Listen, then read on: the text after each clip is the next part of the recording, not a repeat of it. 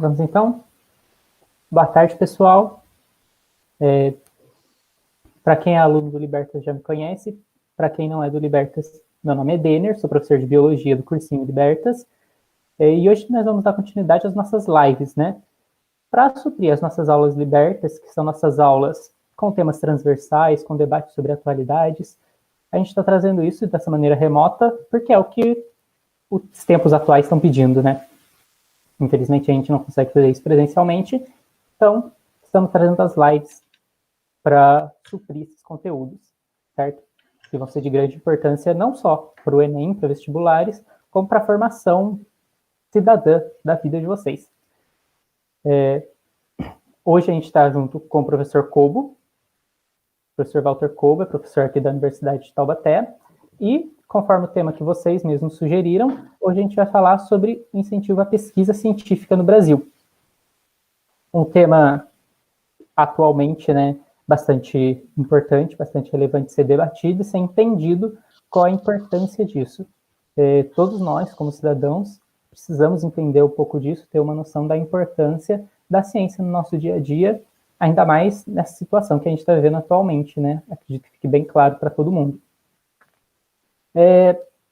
Quem tiver perguntas, a gente pode fazer perguntas ao final daqui, vocês podem ir mandando aí pelos comentários do YouTube, tá certo? Que ao final eu vou marcando todas e fazendo para o professor. Boa tarde, professor. Boa tarde, Denner. Boa tarde, pessoal que está aí. Em primeiro lugar, eu quero agradecer pelo convite. É uma alegria falar sobre ciência, sobre pesquisa e entender que uma galera nova, uma galera jovem está interessada nesse assunto. Agradecer ao Libertas pelo convite, especialmente aí representado pelo Denner, que me fez essa gentileza. Então, muito obrigado. E eu quero começar dizendo que pesquisa, que ciência, ela muda vidas. E mudou muito a minha vida. Então, eu posso dizer para vocês que sou um exemplo da importância da ciência, porque às vezes, e não raro, a gente imagina a ciência como algo inacessível, algo que não nos tange ou que não nos afeta, que não nos impacta. A ciência como algo de proporções globais ou de prêmio Nobel e coisas, não. A ciência é muito ela é muito mais ampla e impactante do que aquelas notícias mirabolantes do Fantástico ou de qualquer outro meio ou veículo de comunicação. E esse ponto é um dos pontos que eu quero bater com vocês hoje aqui, a importância da gente diminuir era melhor diminuir a distância da pesquisa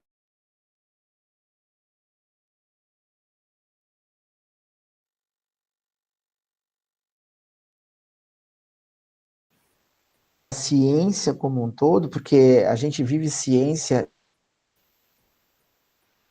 desde do como ela faz parte.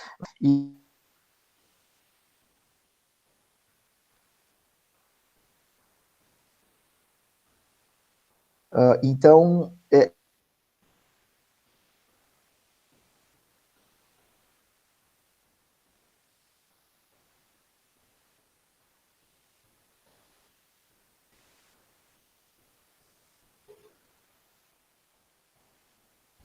poder fazer parte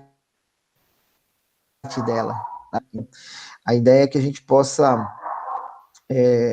trabalhar esses temas e conversar um pouco mais sobre isso. Eu recebi uma mensagem de que o vídeo está dando umas travadas, aí talvez, não sei se a internet está sobrecarregada, que aí vocês vão me dando um alô, de repente eu posso ir recuperando algumas coisas que foram perdidas. Bem, dentre as coisas que foram sugeridas para a gente conversar, é traçar um breve histórico, né, sobre a pesquisa no Brasil.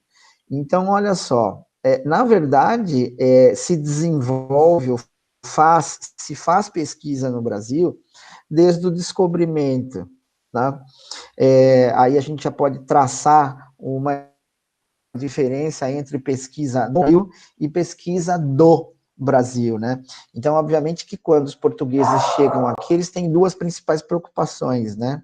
Cartografia, que era conhecer, mapear o país, principalmente ou inicialmente rural, e depois os rios. Então, cartógrafos vêm para cá e vão desenvolver ciência aqui, vão fazer pesquisa aqui, e são seguidos por gemólogos e geólogos, né? Na época, nenhum desses dois nomes existia, né? Mas eram pessoas que entendiam de rochas, de minerais. Aquela época havia uma sanha enorme por ouro e prata, e eles imaginavam que aqui seria um rincão para isso, um depósito imenso de ouro e prata. Deram um azar danado, porque a gente não tem esse tipo de mineral aqui em abundância, mas enfim, então o negócio começa aí. É óbvio que isso baseado em interesse.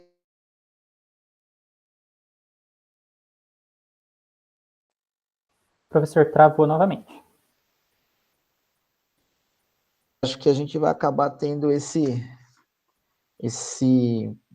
problema aí, mas enfim, vai dar se está dando certo, se não dá. Bem, Cortou na no parte Brasil colônia sobre o ouro. Eu não te entendi. Travou na parte que o senhor estava falando sobre não ter ouro, sobre os minérios.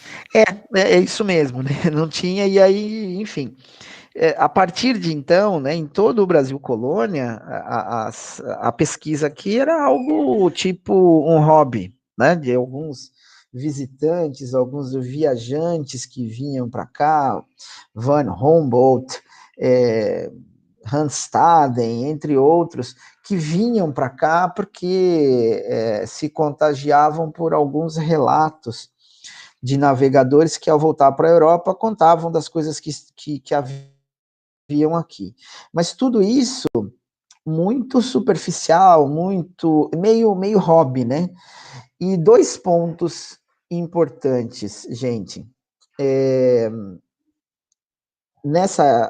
A partir daí, ou nessa época, a pesquisa, a ciência, ela tem um caráter muito elitista. Ela está associada com elites que se autofinanciavam para fazer isso. Então, essas expedições, a pessoa vinha para lá, vinha da Europa para cá, e ela tinha que ter aí algum poder de se financiar. E entra um outro aspecto que é muito legal você pegar aí para ir comparando depois, que também estava, a pesquisa nessa época está associada a favores que o poder imperial, na época Portugal, dava, né? Então, por exemplo, um cidadão qualquer na Europa gostaria de vir ao Brasil para conhecer, para fazer algum tipo de investigação aqui. Primeiro ele precisava da autorização do rei e de certos favores, né, como, por exemplo, embarcar nas navegações portuguesas para cá, e enfim. Então, quer dizer, acontece muito pouca coisa. Aí surgem os impérios brasileiros, em que a coisa vai andando mais ou menos por aí. Dom Pedro II era um ávido consumidor de ciência. Ele via importância em tudo associado à ciência. O Brasil foi um dos primeiros países do mundo a adotar o telefone, né, de Graham Bell. Enfim, ele era, assim, de fato, um apreciador. Mas então você entende que continua a pesquisa associada a favores do Império, né, no caso. Mas nessa época surgem vários investimentos, como museus. Quem teve oportunidade, é uma pena que tenha acontecido aquele acidente lá no Rio de Janeiro, no Museu Nacional, mas o Museu Nacional, ele havia sido a sede do Império, né? Era ali que morava Dom Pedro II.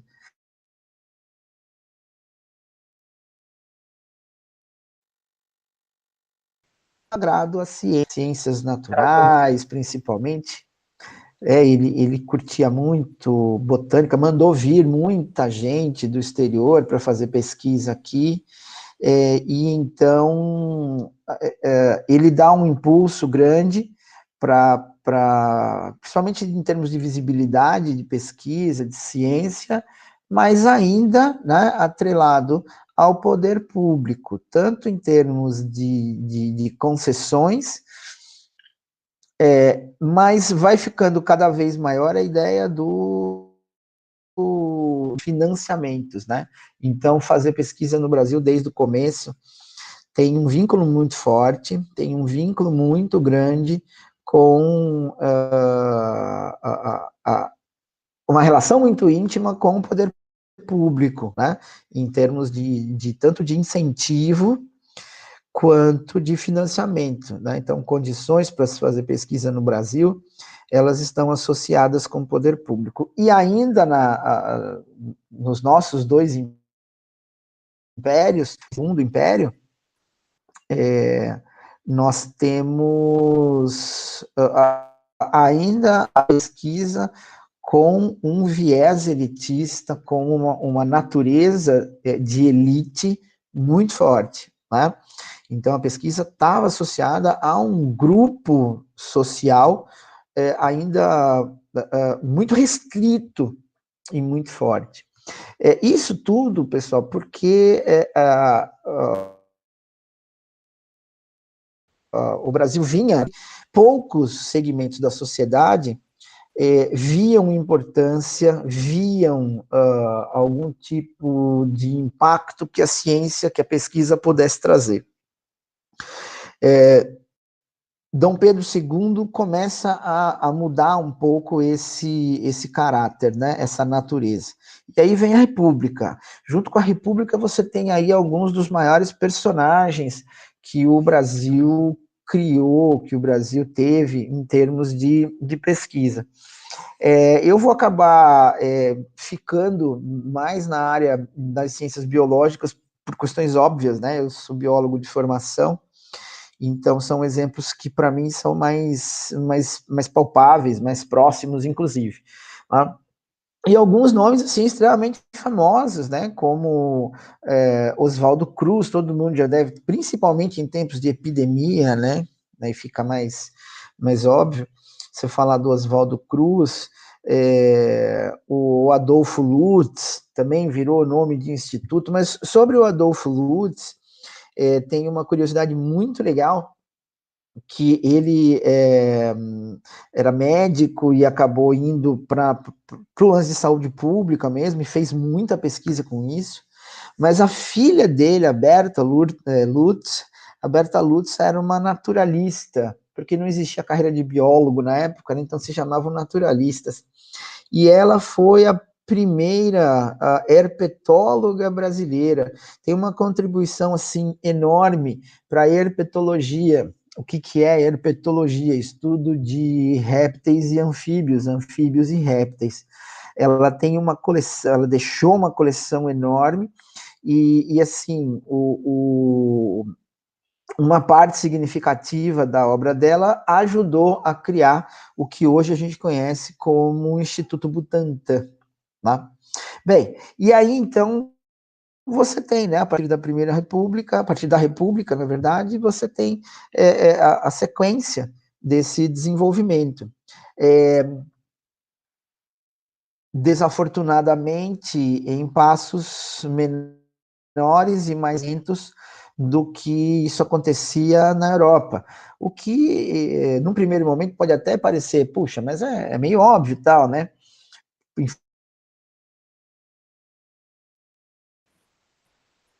Então, Europa. Mas a Professor, travamos. boa comparação é porque eu ia dizendo que a gente foi, né, fazendo com a República, né, esse avanço, mas não tão rápido, né, não tão ágil, tão ligeiro quanto isso acontecia na Europa. E aí a gente pode imaginar que, né, puxa, mas a Europa é muito mais antiga, os países europeus tinham experimentado muito mais uma história muito mais longeva, muito maior que a nossa. Mas essa não é uma boa desculpa, porque bem perto, aqui no continente americano, os Estados Unidos tinham um desenvolvimento, e ainda tem um desenvolvimento de pesquisa que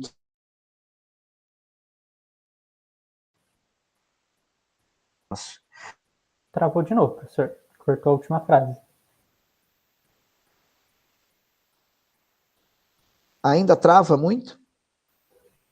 Menos do que no começo, mas ainda tá travando. Tá. Então, se for perdendo alguma coisa, aí você vai avisando. Pode deixar. Eu estava na... Hã? Pode deixar, eu aviso sim. Legal. Eu estava na parte, então, de que a gente anda mais devagar. E, em especial, pessoal, isso tem a ver com o clamor popular, né? A ciência continua com a natureza elitista, com caráter elitista, não é para todo mundo. Isso foi se impregnando na cultura brasileira e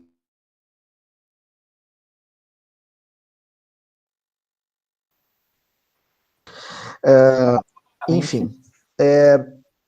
Hã? Travou novamente. Tá. Já destravou? Agora destravou. O senhor estava falando sobre Então, a cultura brasileira. De não estar então, impregnado. é mais ou menos por isso, né, que a gente anda devagar, e isso acontece até hoje, né, porque a sociedade, ela precisa intervir, a sociedade precisa, de algum modo, ditar os caminhos, né, e o ritmo dos caminhos do país.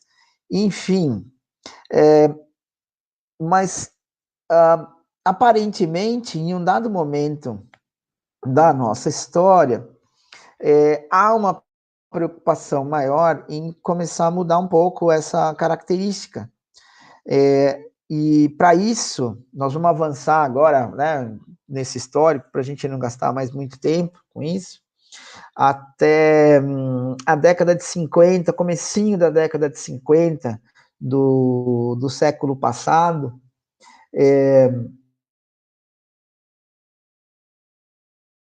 No Rio de Janeiro, nosso presidente era o Getúlio Vargas.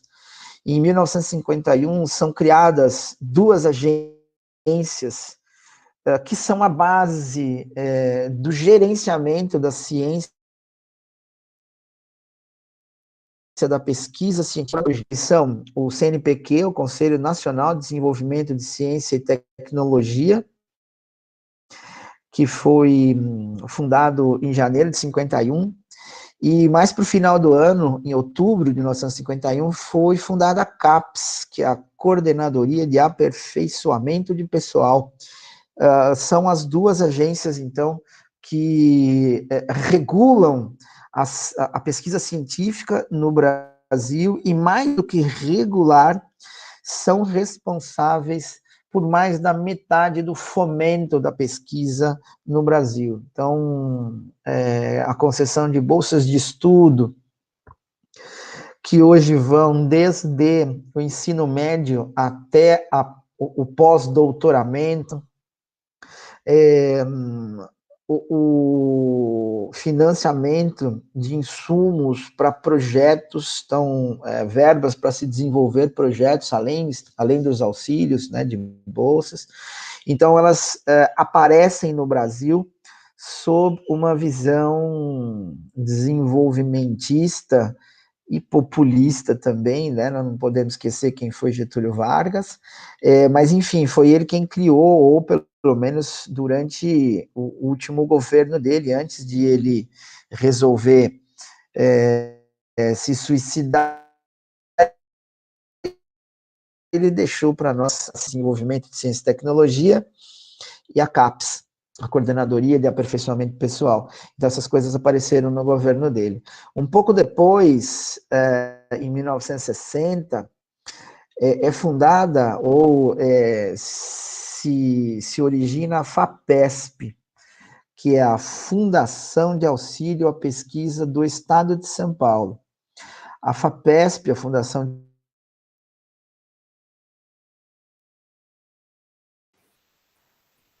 Travou, professor? Na parte que eu falava da FAPESP, é isso? Isso. Então, a FAPESP, que é a Fundação de Amparo à Pesquisa do Estado de São Paulo, é a mais importante, a maior agência de fomento, de financiamento de pesquisa da América do Sul. Ela foi criada em 1960 e ela trabalha por lei com 1% do imposto sobre a circulação de mercadorias, o ICMS, do Estado. E com 1% é de longe a mais, vamos dizer, a mais de todas. Quase todos os estados do país têm uma agência de fomento à pesquisa, de amparo à pesquisa. Mas, assim, a FAPESP é de longe a que tem mais recursos. E também, pessoal, a que é mais criteriosa, né? Então, são essas as principais agências de fomento que estão à nossa disposição aqui. Então, nós, no Estado de São Paulo, temos acesso às agências federais e à agência estadual. E, então, entender que isso daí aconteceu, né, já há muito tempo lá atrás. E isso, num contexto histórico, pessoal, dava para a gente a sensação de que a partir daí a gente ia decolar, né? Nós iríamos ter a pesquisa cada vez mais se desenvolvendo, cada vez mais gerando resultados. É bem Travou de novo, professor. atrás. O Brasil chegou em algum momento a figurar, a estar dentro dos top 10, dentro dos 10 dos 10 países do mundo que mais produziam artigos científicos, né? Então, houve um desenvolvimento de pesquisa assim, enorme no país, a partir, então,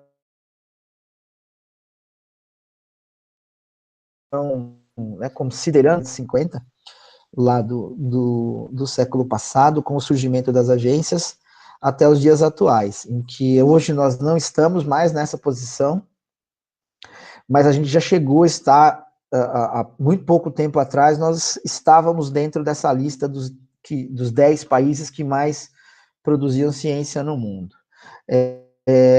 Bem, isso parece bem bacana, isso parece bem razoável, né? Nós temos alguns nomes muito interessantes, então todo mundo que já assistiu aqueles programas de perícia, seriado de perícia policial, tipo CSI e coisas assim, já devem ter visto, né? O cara com aquele pincelzinho, né? Fazendo, tirando impressão digital e usando o tal do luminol, né, que faz, né, parte toda daquele contexto.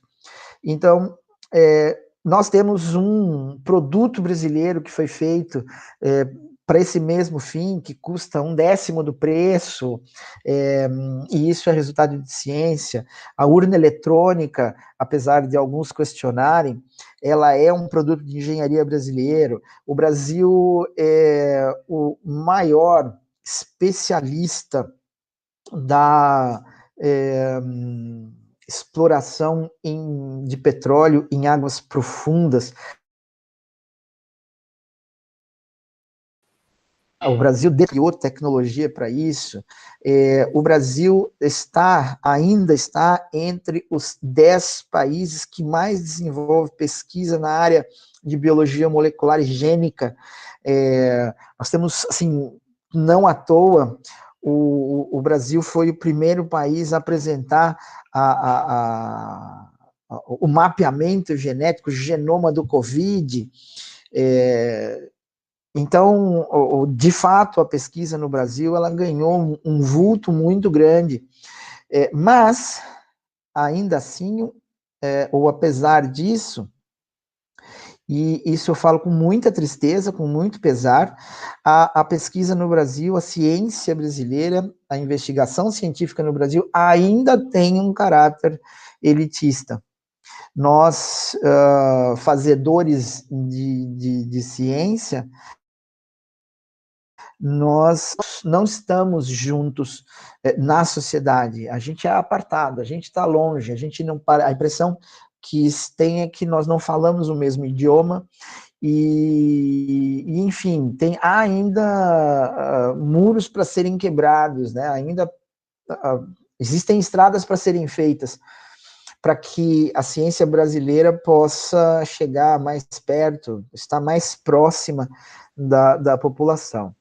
E isso, essa distância é responsável por praticamente tudo que nós temos em termos de coisas ruins que acontecem com a ciência no Brasil hoje. É esse afastamento do cotidiano, afastamento da ciência e do resto do mundo. Então, os fazedores de ciência, pessoal, eles são também responsáveis por essa situação, na medida em que foram coniventes, no mínimo, com esse distanciamento. Então, é dever também do pesquisador, do cientista, promover essa aproximação da ciência para a população em geral. A gente fala muito hoje, acho que todo o segmento da pesquisa brasileira já percebeu a importância e a urgência da popularização da ciência. Que assim, é uma opinião bem assim, compartilhada por quase todo mundo, de que essa distância, essa elitização, ela é danosa para a ciência. Então, por exemplo, eu venho também com tristeza, sem preconceitos, mas com tristeza, repetindo que nós chegamos a um ponto em que os pastores, os padres, os religiosos, de modo geral, são mais confiáveis do que os cientistas, do que os pesquisadores, de acordo com a maioria, de acordo com a opinião da maioria da população brasileira. E isso, de fato, é muito ruim.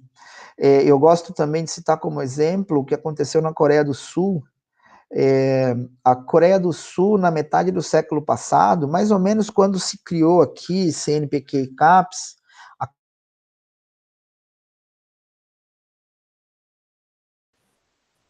país, você tem uma... eu estava dizendo que o que aconteceu na Coreia do Sul, né? Isso. A Coreia do Sul, mais ou menos na mesma época em que a gente tem aqui o surgimento das nossas agências de financiamento, CNPq e a CAPES, a Coreia do Sul, ela, para você ter uma base, ela tinha uma importância socioeconômica menor do que a da Coreia do Norte, que a gente sabe hoje, um regime super fechado, não tem, né, quase nada se desenvolve lá, pelo menos não que a gente saiba. E a Coreia do Sul, ela basicamente plantava arroz só, e não tinha para todo mundo. Passava, assim, por problemas seríssimos. A partir dos anos 60, anos 70, houve uma guinada, houve uma mudança muito grande de paradigmas na Coreia do Sul, e eles começaram a investir maciça e pesadamente em educação. E uma coisa, pessoal, não vem sem a outra, não existe ciência sem educação. Se você não souber ler e escrever, você não vai fazer ciência. Se você não souber subtrair, dividir, somar e multiplicar, você não vai fazer ciência. Então, quer dizer, educação e ciência são filhas dos mesmos pais. Então, hoje a Coreia do Sul, quer dizer, você muito provavelmente está usando um equipamento de computador, notebook, celular, que deve ter, no mínimo, ou foi produzido inteiro na Coreia do Sul, ou tem algum componente que veio de lá. Os caras são, assim, se desenvolveram enormemente porque investiram em educação, ciência e educação. Se a gente pensar em termos históricos, num contexto histórico, 30 anos, 40 anos, 50 anos, isso não é nada, né? Isso é um piscar de olhos no desenvolvimento de uma sociedade. Foi o que a Coreia do Sul fez. E a Coreia do Sul, a esse patamar. A Coreia do Sul, já há mais de 30 anos, 20 anos, é um país bastante importante na geopolítica, né? Principalmente quando se pensa em termos econômicos. E aqui a gente tem muito desse, né,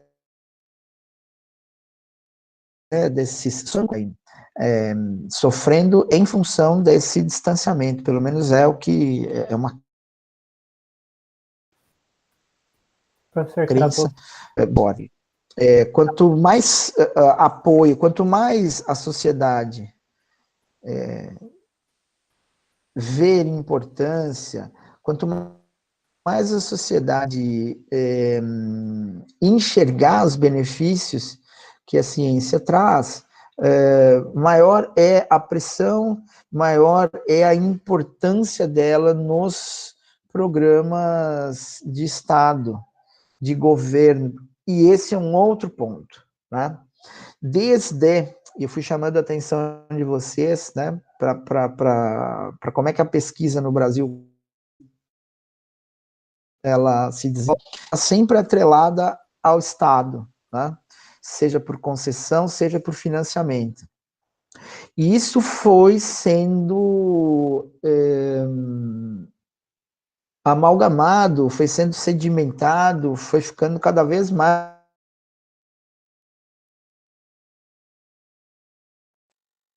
É verdade. Como é que a gente consegue enxergar? A gente enxerga esse. Hã? A gente perdeu a última frase. Eu, Ser fragmentado. tá, né? É uma pena isso. Mas, enfim.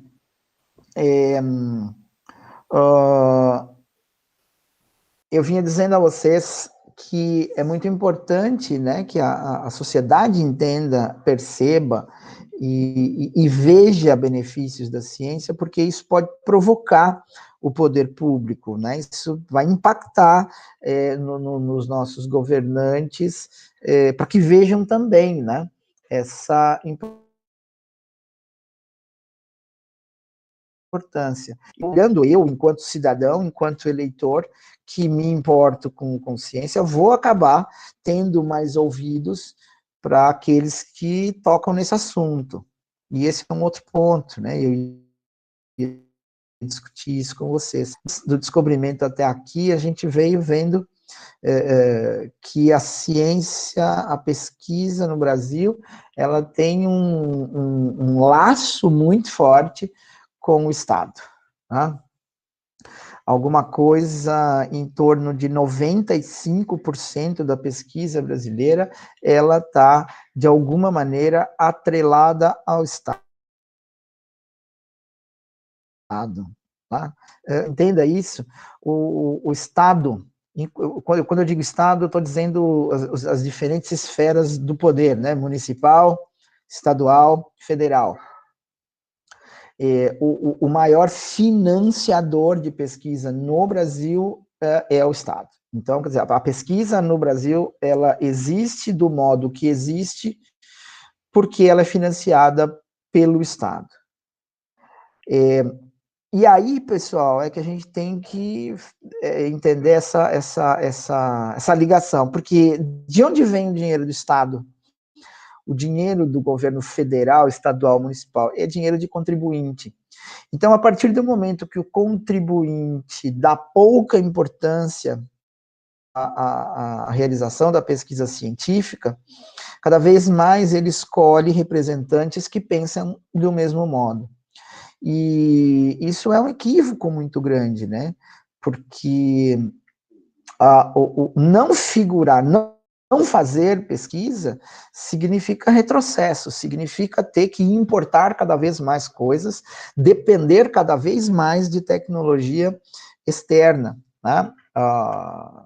Tecnologia importada, e cria um laço de dependência muito grande. Então, a pesquisa, ela tem a ver com um monte de coisa, inclusive com soberania nacional. Tá?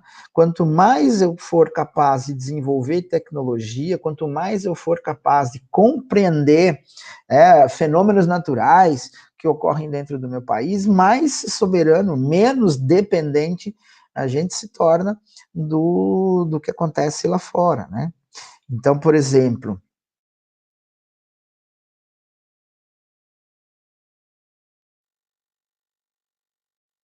vacinas são extremamente existe aí acontecendo, né, testes, protocolos, vacinas extremamente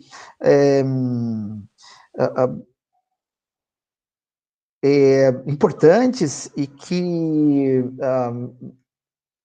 parecem ter um resultado legal para a Covid nos Estados Unidos, em tempo recorde, né? Eles têm eles desenvolvem pesquisa há muito tempo, então, quer dizer, são habituados a fazer isso, e tem investimento já preparado para colocar nisso. Então, e a gente vai ter que ficar esperando, né, acontecer em algum momento, em algum lugar, alguém, e aí vamos ter que pagar por isso, né? Mas enfim, para chamar a atenção de que, dentre outras coisas, tecnologia significa sim soberania nacional. Pesquisa, ciência, dentre outras coisas, reverte em independência, tá?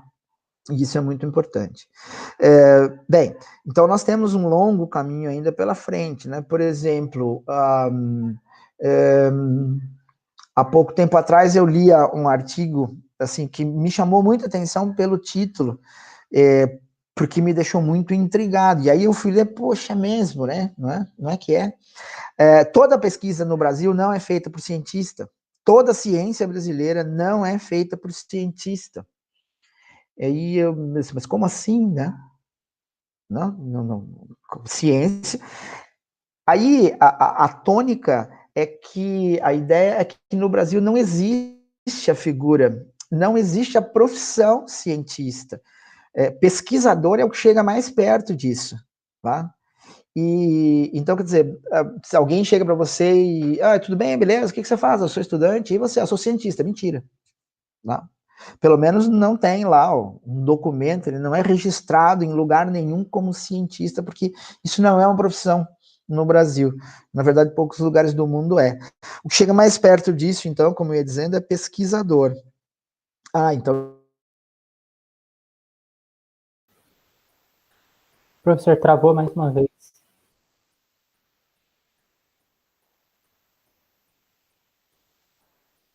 Quando foi? Tá travado ainda? Agora destravou. O senhor estava falando sobre a questão de cientista não ser uma profissão, né? Não é, né? Ser pesquisador. O mais próximo disso. Então, por exemplo, eu não sou cientista, pelo menos não sob o ponto de vista legal. Eu posso dizer para todo mundo que eu sou pesquisador. Isso sim, porque quando eu peço na universidade para ser professor, no meu concurso, lá na minha lista de atribuições, está dizendo ali que eu tenho uma parte da dedicação do meu tempo dentro da universidade para desenvolver pesquisa. Então, o que chega mais perto é pesquisador, né? E aí nós temos um outro ponto, né? Que onde é que a gente vai fazer pesquisa no Brasil? A pesquisa no Brasil, ela está dentro da universidade. Mais de 90% da pesquisa brasileira, ela está associada com a universidade. Então, você tem a universidade e seus derivados, né, como museus, institutos, academias. Então, você tem, por exemplo, o Brasil tem um programa aeroespacial que é coordenado pelo ITA. O ITA é Instituto Tecnológico Aeronáutico, é uma universidade. Você tem, o Brasil tem não é o, mas é um dos melhores sistemas de detecção de desmatamento, o DETER, que é foi desenvolvido pelo INPE, que é o Instituto Nacional de Pesquisa, que está atrelado ao ITA, quer dizer, está dentro da universidade. O Instituto Butantan, ele está associado à Universidade de São Paulo. O Museu Emílio Gold, lá da Amazônia, que, assim, que reúne a maior quantidade de informação sobre o bioma amazônico, que não é só no Brasil, né? Você tem todos aqueles países ali, e da universidade, está atrelado à Universidade Federal da Amazônia. O trágico acidente do Museu Nacional, no Rio de Janeiro, todo mundo deve ter visto, atrelado, ele faz parte da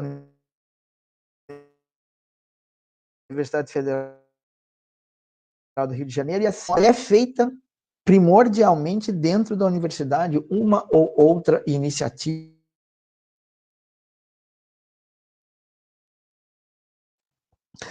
preferencialmente feita dentro da universidade. E como eu ia dizendo, ainda financiada pelo governo. Você tem uma ou outra situação de pesquisa que tem orçamento. Então, eu vou citar dois, que na verdade é um só, para vocês entenderem. Existem algumas modalidades de pesquisa que nós chamamos de pesquisa de demanda induzida. Então, uma empresa qualquer tem uma demanda, tem uma necessidade, então ele vai lá e diz, olha, eu quero pagar para fazer uma pesquisa sobre supercondutores, sobre anti-inflamatório, enfim. Então, a empresa vai lá e paga para fazer isso. Então, a gente chama de demanda induzida. E ainda, algumas pesquisas que são financiadas por empresas privadas, mas associadas a benefício fiscal. Ou seja, olha, você paga lá uma pesquisa e eu te dou abatimento dos impostos. Em última análise, isso é dinheiro público, né? Então, eu vou citar como exemplo a Petrobras. A Petrobras não é nem uma questão de baixar imposto, é compensação ambiental. A Petrobras, quando extrai petróleo em águas profundas, ela causa dano ambiental. E para compensar isso, ela tem que, uma vez por ano, lançar um edital com um volume X de dinheiro lá para desenvolver pesquisa. Então, quer dizer, na verdade, é dessa maneira que a pesquisa ela sai do poder público, né? Ou quando demanda induzida, ou como uma maneira de ressarcir, mesmo que minimamente, dano ambiental. E é assim que a gente vem desenvolvendo a pesquisa no Brasil, né?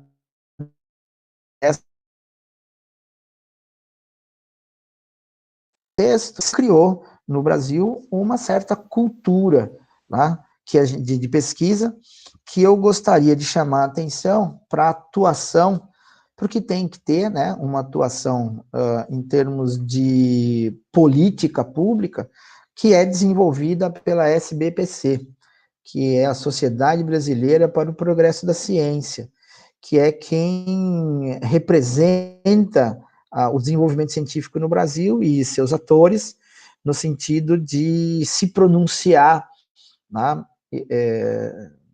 em termos políticos, em termos de demandas, de defesa da ciência no Brasil. E em termos contextuais, pessoal, eu acho que a gente já tem bastante material para, de repente, eventualmente, se alguém quiser perguntar alguma coisa, o que você acha, Denner? Mais alguma coisa assim que quer que explore? Pessoal, lembra que pode mandar pergunta aí nos comentários da live, tá? Professor, o senhor falou muito sobre a questão da carreira do pesquisador, sobre, né, de onde vem o fomento, sobre a questão das instituições privadas, do poder público.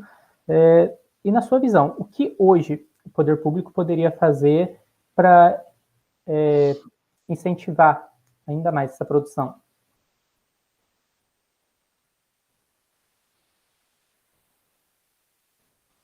Não sei se o senhor já começou a falar, mas travou.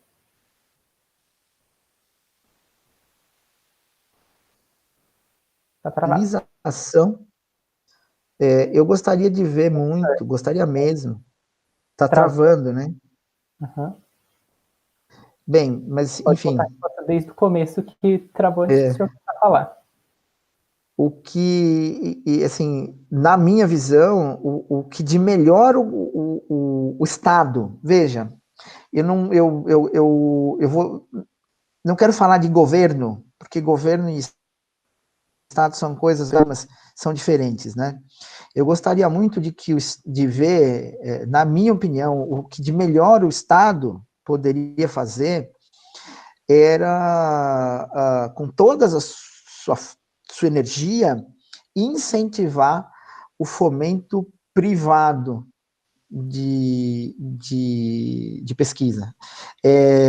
Financiar a descentralização. Você está entendendo? Financiar não só com grana, não só com dinheiro, mas financiar a descentralização, fomentar.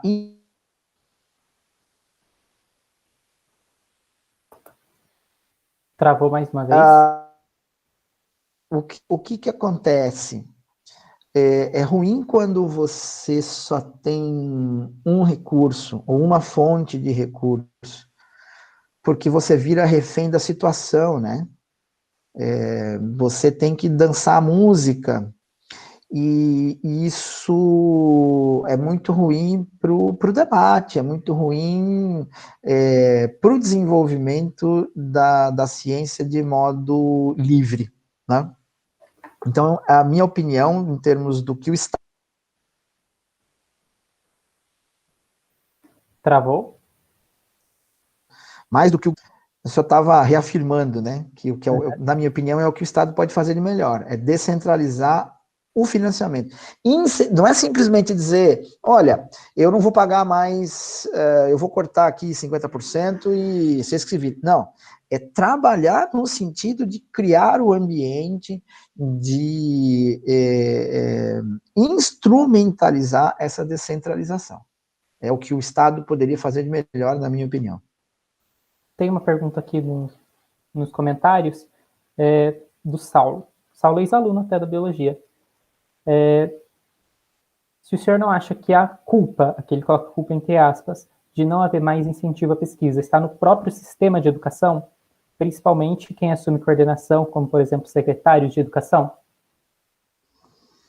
Então, eu acho muito difícil que uma entidade, uma personagem possa ser o culpado, né? Levar toda a culpa sozinha. Se eu não tivesse opção nenhuma, se eu tivesse que dizer, olha, você tem que me dar um culpado, eu diria que somos nós mesmos, tá? Porque a gente se distanciou, a gente, que eu digo, sociedade, população, porque um secretário, ele é, em última análise, vontade do povo. Eu sei que as coisas não são tão lineares assim, mas, enfim, a pressão popular, ela pode ditar os caminhos de uma cidade, de um estado, de um país. Então, eu acho que é muito confortável simplesmente apontar o dedo e mostrar a responsabilidade de alguém, né? A responsabilidade é de todos nós, tá? Do jeito que está, bem ou mal, eu ainda entendo que já foi pior e já foi melhor também. Né? Nós não estamos na crista da onda como já estivemos, não estamos no fundo do poço como já estivemos.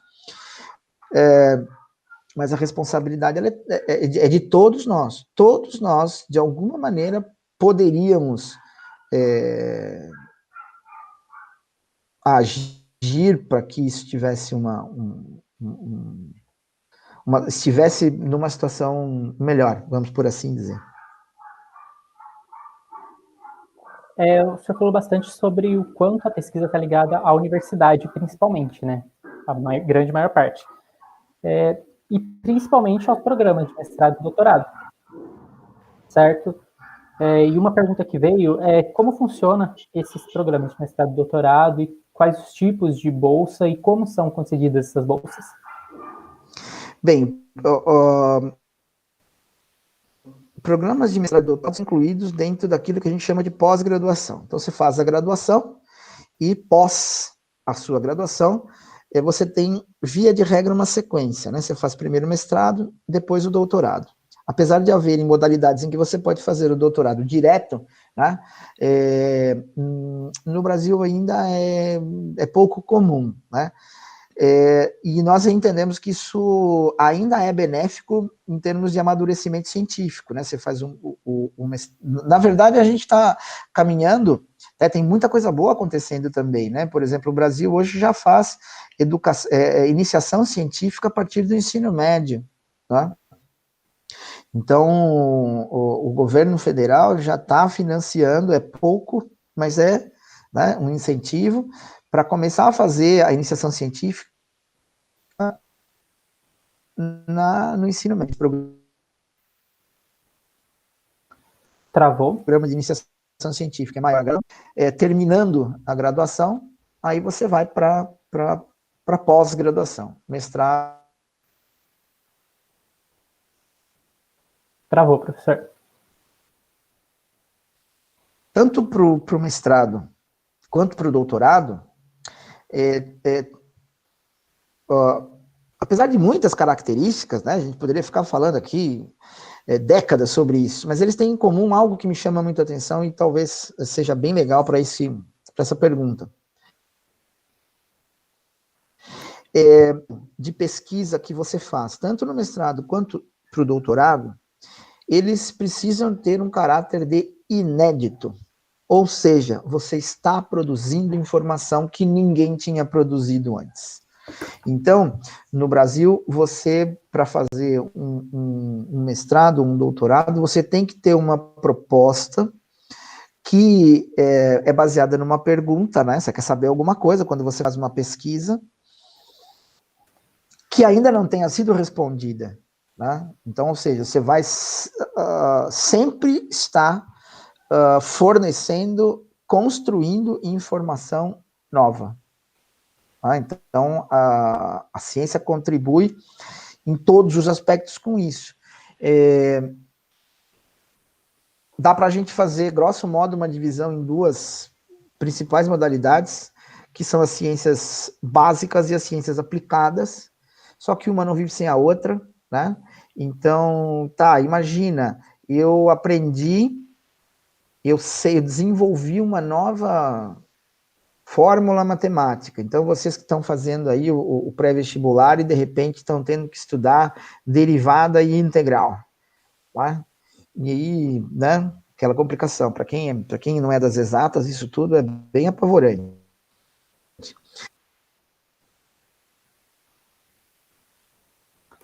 Travou de novo, professor.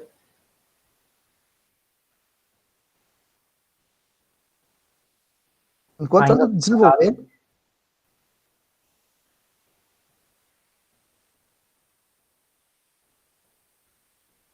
Continua travado. Vamos ver o que aconteceu. Ainda? Sim, eu vou desligar minha câmera para ver se fica mais leve e ajuda alguma coisa. Bem, vai falando para mim aí se tá...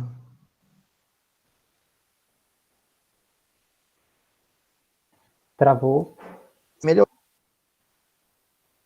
Não melhorou. Não, né? Será que se eu desligar a minha melhora? Podemos tentar. Vamos tentar, então? Bem, você vai ter que ir me guiando agora para ver se está dando aí, tá bom? Tá bom. Então, bem,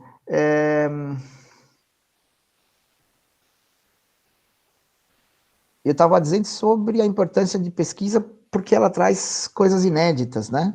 Isso. Então, quer dizer, a gente vai estar sempre respondendo... Hã? Sobre a questão da pesquisa aplicada. Isso, tá certo. Então, você tem pesquisa básica e pesquisa aplicada, né? E uma não vive sem a outra, e a gente estava falando que, de repente, tem alguém elaborando ou desenvolvendo uma nova fórmula matemática, né? Para quê? Só para deixar a vida do estudante do pré-vestibular mais difícil?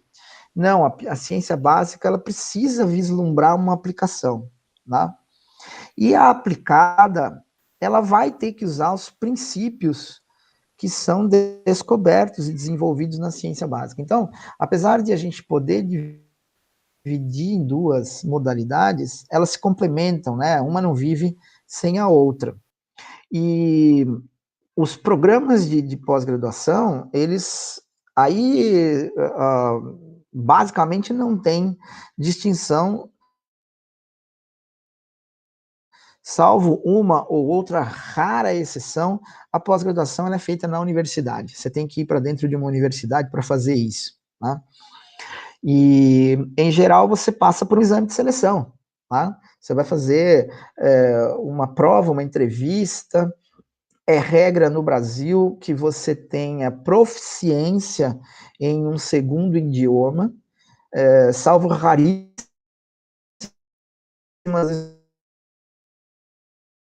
ciências. Você vai ter que provar que você tem um mínimo de intimidade com a língua inglesa, porque não se faz ciência em outra língua, tá? Então, eu estou estudando bastante aqui para resolver o problema da pergunta do meu trabalho de pesquisa, e eu vou procurar referências na literatura, eu vou ver o que o mundo fez parecido com aquilo, ou que tem a ver com aquilo, e eu vou encontrar coisas só em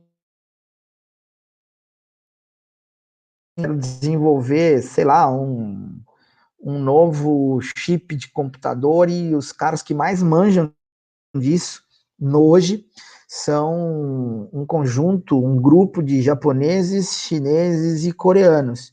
Cara, você já imaginou se eles escolhem uma das línguas deles lá pra gente? Vai ficar muito, muito complicado. E aí eu venço essa barreira, só que daí tem um outro que é muito legal também, só que é russo. O outro é grego, então não dá. Né? Então, há muito tempo que a língua, o idioma da ciência é o inglês. Então, nós brasileiros, quando vamos publicar artigo, a gente publica em inglês, né? Tem uma ou outra exceção, mas se a gente tem a pretensão, se a gente tem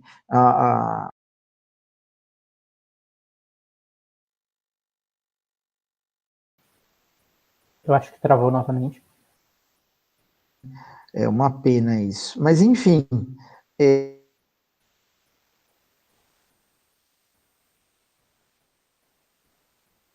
Está travado. nada ainda? Ainda estamos travados? Agora voltou. Né? Pelo que eu estou entendendo, ele tá instável, né? E aí fica indo e voltando. Mas, enfim, o mestrado e o doutorado vão nessa linha, né? Então, você vai ter que... aproveita que você já está se preparando para ir para a universidade, né? Que você está fazendo aí o pré-vestibular, e na universidade você faz a graduação, já engata ali uma iniciação científica.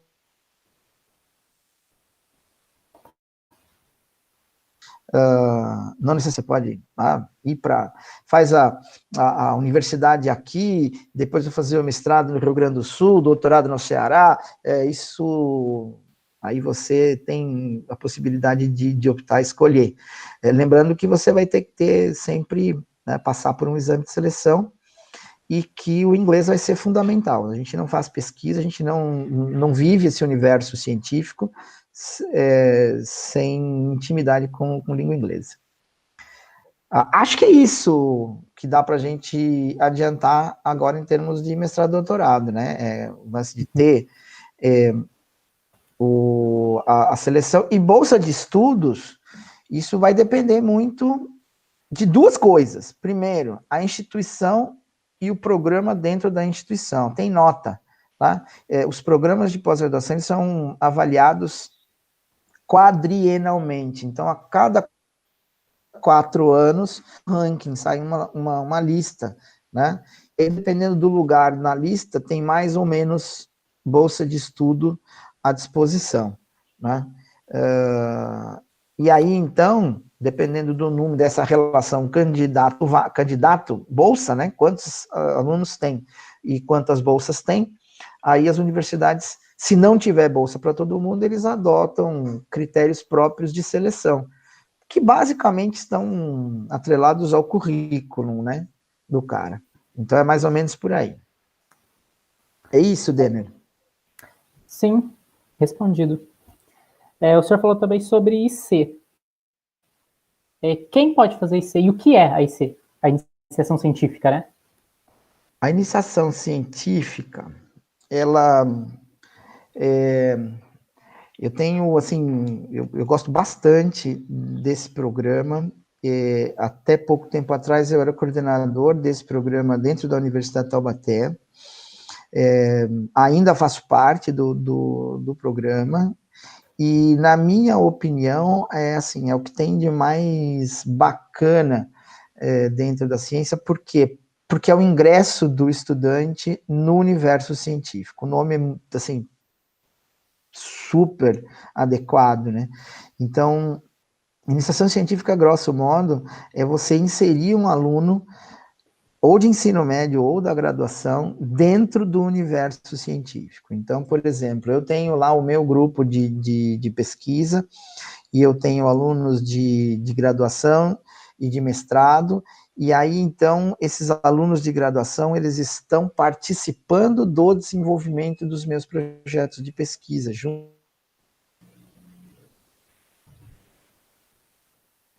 Travou mais uma vez.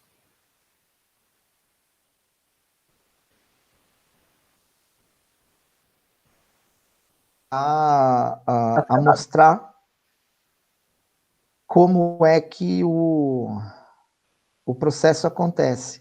Então, trazer o aluno para dentro dessa realidade. Então, são os primeiros passos mesmo, né?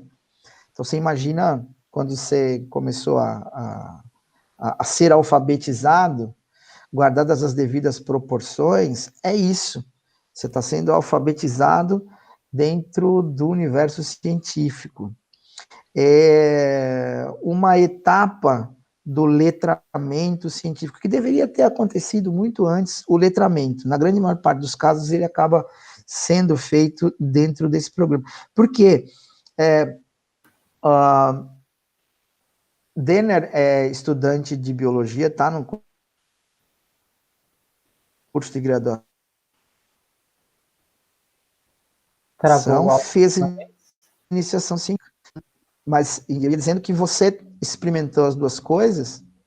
Sim. Você sabe que aquilo que você viu na iniciação científica, você não verá na graduação, né? A graduação, ela tem um caráter mais abrangente, algo um pouco mais amplo, e não necessariamente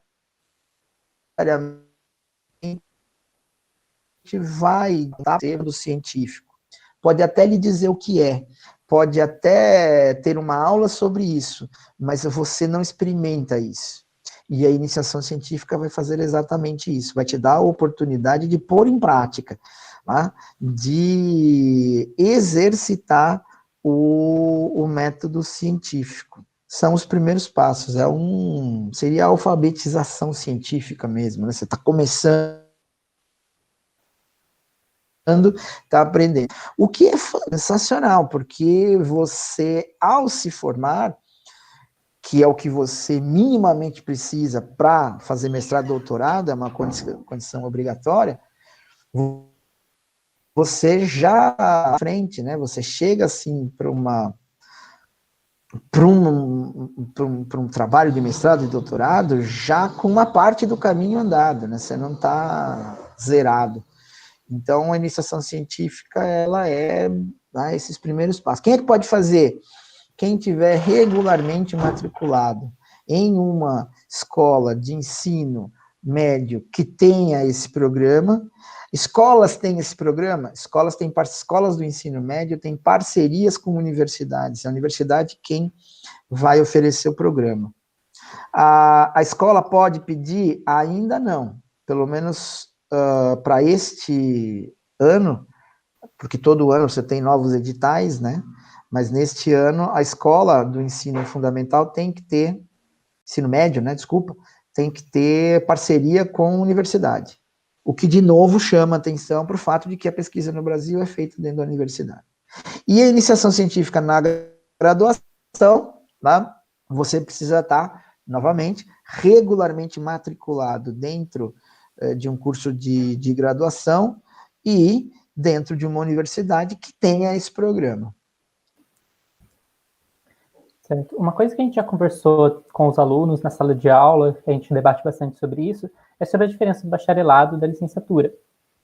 A gente conversou, né, que a licenciatura é um curso muito mais voltado para a questão pedagógica, enquanto o bacharelado tem uma formação mais acadêmica, mais profissional, sem essa questão pedagógica. E uma pergunta que fizeram foi se o aluno da licenciatura, ele também pode atuar nessa área de pesquisa? Bem, essa pergunta ela é muito bacana porque me permite falar um pouquinho de mim mesmo. Eu sou licenciado. Né? Eu me formei, eu tenho 51 anos, eu me formei no finalzinho de 1991, em 92 eu já tinha entrado no mestrado. Então eu fiquei pouco mais de 2 meses sem estar regularmente matriculado em alguma coisa. Né? Então isso responde, acho que de maneira bem categórica a pergunta, não tem nenhum impedimento. O adversário que um estudante pode ter no ingresso para a pós-graduação. Travou? Aí, eu dizia que o maior obstáculo para o estudante, que um estudante pode ter para ingressar na pós-graduação, no mestrado, é ele mesmo. Se ele tiver determinação, se ele de fato quiser aquilo, é só ir. Né? Como qualquer outra coisa na vida, né? Vai demandar determinação, esforço, vai ter que trabalhar duro para isso. Né? Melhor do que trabalhar duro não é exatamente algo que eu goste, é trabalhar com resultado, entendeu? Fazer por merecer, simples assim. Né? Então, e o mesmo se aplica para os cursos de graduação, né? Essa não é a parte mais difícil da coisa. A atuação é outra história. Né? Então, tudo uma questão de... e eu acho que isso é muito importante, é entender exatamente o que eu quero, né, cara? Então, eu lembro que quando eu estava fazendo a minha graduação, eu entrei para fazer a graduação já sabendo que eu queria continuar a estudar, né? Que eu queria ir adiante, que eu queria terminar... fazer doutorado e o caramba. Então, a gente não pode se precipitar, obviamente, mas também não pode ficar esperando, né, o vento virar ao favor. Você tem que ir arrumando as velas e indo. Aproveitando que você já está falando... Então, bem, pode seguir. Pode continuar, professor. Não, só é dizer que é isso, é ajustar as velas e correr atrás. Então, como eu ia dizendo, aproveitando que o senhor está falando aí sobre a sua própria formação, sobre como começou, tem uma pergunta aqui nos comentários do YouTube.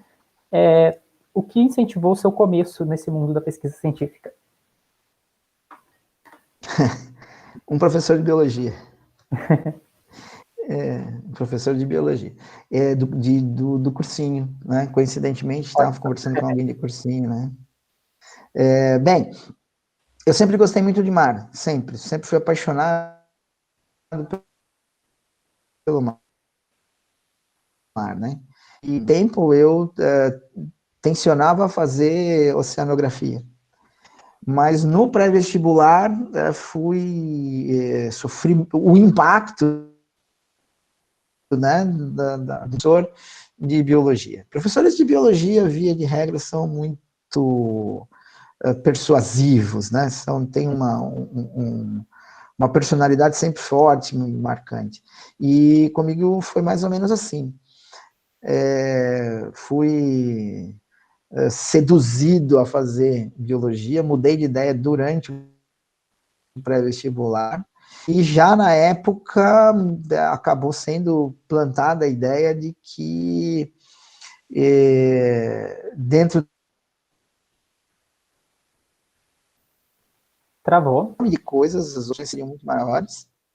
Dentro da biologia tem um universo de coisas para escolher, e que depois, com uma formação sólida, porque você vê muita coisa na biologia, né? Você tem uma visão, te abre muitos horizontes. E aí eu poderia escolher melhor no que me especializar e partir para a pós-graduação.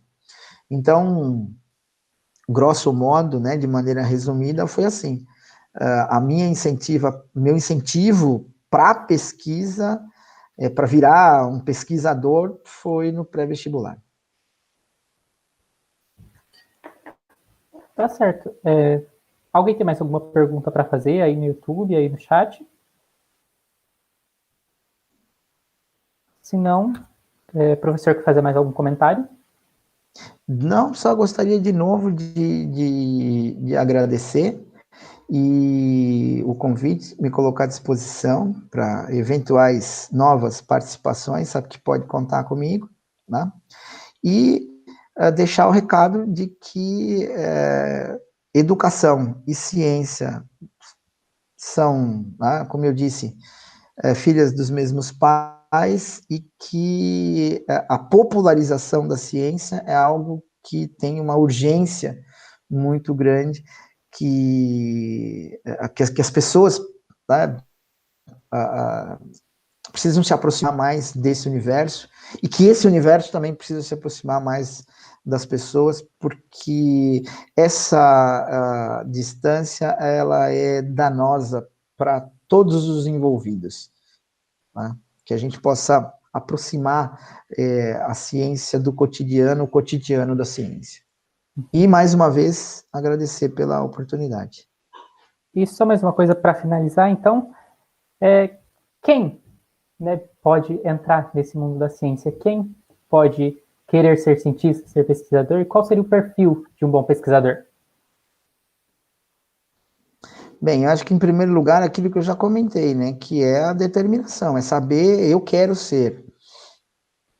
O perfil, bem, pesquisadores precisam ser observadores, precisam ser questionadores, porque ciência vive de pergunta. A pergunta é muito mais importante que a resposta, inclusive, né, porque você nunca tem resposta sem ter pergunta. O pesquisador precisa ser criativo, porque sempre vão aparecer situações em que alguma coisa precisa ser feita. Vai precisar raciocinar para resolver alguma situação. O que, na minha opinião, são predicados que podem ser alcançados com aquele primeiro, que é determinação. Então, eu posso me determinar a ser observador, curioso, tá? E, quem sabe, até criativo, né? Talvez esse um pouco mais complicado. Mas, principalmente, observador e questionador, eu acho que são características fundamentais para um pesquisador.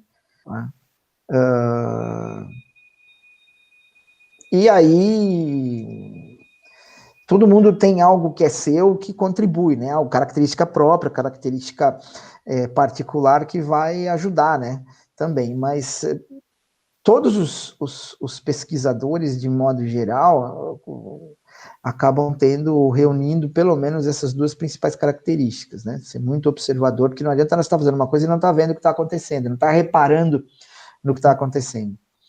E o questionador é do tipo, por que acontece assim? Ou por que aconteceu assim? Né? Dá para fazer de novo? Não dá? Isso foi só acaso? Ou tem regra? Existe padrão?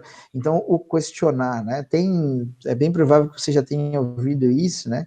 A ciência tem uma pergunta muito legal, né? Que é: pegue aquela verdade absoluta, aquela informação que é tida como verdade, e questione-a. Tá? Ciência é feita dessa maneira. Ciência é feita de perguntas, né? De questionamentos, de botar em dúvida, né? Eu gosto desse exemplo também. Houve uma época em que a gente acreditava na geração espontânea, né? Que a vida surgia de seres inanimados, de coisas inanimadas, né? E aí, de repente, algumas pessoas começaram a ficar descontentes com aquela resposta, né? Aquilo não satisfazia. Começaram a questionar aquilo, a perguntar se aquilo era de fato verdade. E em cima disso foi feita ciência, foi feita pesquisa, se descobriu que não era bem assim. Né? Basicamente, observação e questionamento. São os dois ingredientes fundamentais.